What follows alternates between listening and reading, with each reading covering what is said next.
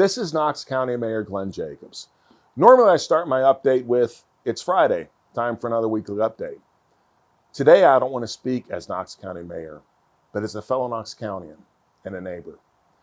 When I ran for mayor, part of my platform was full and absolute transparency.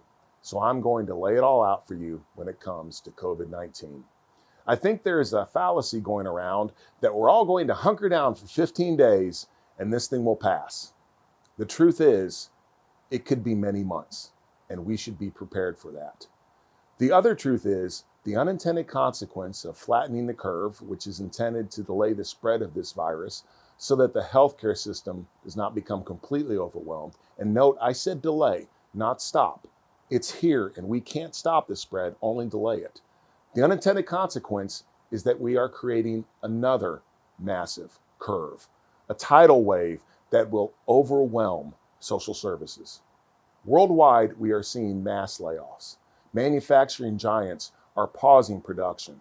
Keep in mind, those plants can't just be turned back on. The economy does not simply pause. Small businesses, the backbone of our economy, are going out of business. People, not just abstractions, but people, our friends, families, and neighbors are going to be wounded financially, emotionally, and spiritually. But as I have said all along, whatever will happen, will happen. We cannot always control that. But what we can control is how we respond. Earlier this week, I called a friend who I hadn't talked to in a while. I started by complaining and belly aching about everything going on in my life. When I finally let him talk, he told me what was going on in his. He has a couple of businesses. He figures this will bankrupt his businesses and him, but he is trying to take care of his employees as best he can. This week, he had to lay off 200 people. But here's what really struck me. He is in the process of refinancing his building.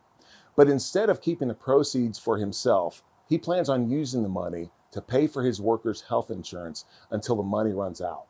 You want to talk about humbling. And as I continue to tour businesses in our area, that's a common theme. Owners aren't worried about themselves. They are worried about their people. And that is the attitude we all need to have right now. This too shall pass. It may not seem like it, but it will. What we do throughout this crisis, how we react as a community, is going to determine how our world will look on the other side. What are we going to leave our kids and grandkids? The world, life, will go on no matter what. But if you ask me, I'll tell you what we're going to do. We are going to act like Tennesseans and Knox Countians, like volunteers.